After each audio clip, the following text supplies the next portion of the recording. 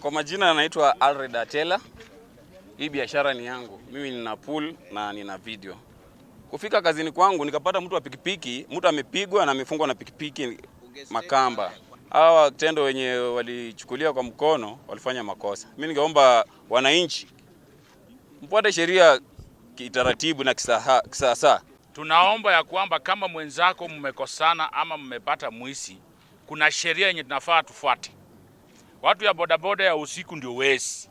Mimi naweza sema hivyo kwa sababu kulingana na kitendo yenye wamefanya leo sio kitendo mzuri. Hao ndio wezi, wameua hiyo jamaa na tena wamemuibia.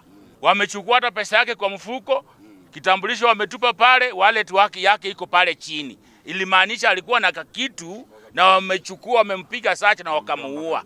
Sisi wote ama tuanze kutafuta bodaboda moja kwa moja tukiwafanyia kazi.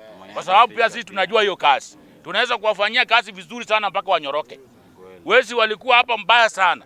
Mnakumbuka vizuri, lakini tuliwarekebisha. Sasa hii town is smart. Hapa mahali wanasema kumekuwa na watu zaidi ya watu 50 usiku. Na kama kulikuwa na watu zaidi ya 50 na serikali imekuwa hapo, hiyo serikali ilikuwa wapi?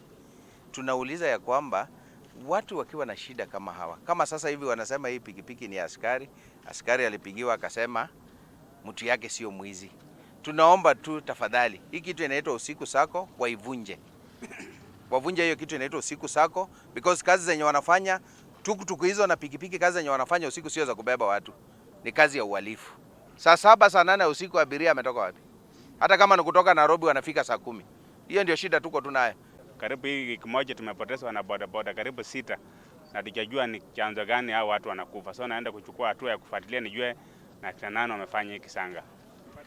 Nimepata kama amefungwa kwa pikipiki na ameweza kubondo na mawe, ambayo jambo haijanifurahisha kama mimi kiongozi wa bodaboda. Kwa hivyo sasa ukiona vile mauaji imeanza kuwa, inaonekana ya kwamba usalama imerudi chini, na tungeomba kwamba maaskari wetu wawe alert.